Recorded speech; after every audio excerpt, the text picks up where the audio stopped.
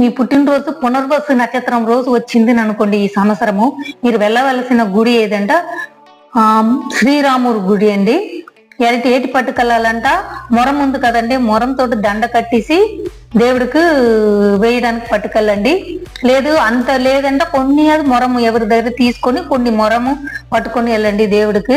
తర్వాత ఫుడ్ ఏటి ప్రసాదం పట్టుకెళ్తారంట పాయసం ప్రసాదంగా పట్టుకెళ్ళండి. తర్వాత ఏటి ఫ్రూట్స్ అంటే విలాం పండు అంటారు, అదంటే వినాయక చవితి రోజు పండు ఉంటది కదండి, దానికి నాకు పేరు తెలీదు తెలుగులో. ఆ పండు పట్టుకొని వెళ్ళాలండి. అది ఇన్ కేస్ మీకు ఆ పండు దొరకలేదంటే పర్వాలేదు, వేరేదో పండు పట్టుకెళ్ళండి, ప్రాబ్లం లేదు. కానీ మొరము ప్రసాదంగా పాయసము పట్టుకొని వెళ్తారండి తప్పకుండా. ఇలాంటివి పట్టుకొని వెళ్ళి ఆ రోజు అభిషేకం అర్చన చేసుకుని ప్రసాదం పెట్టేసి ఒక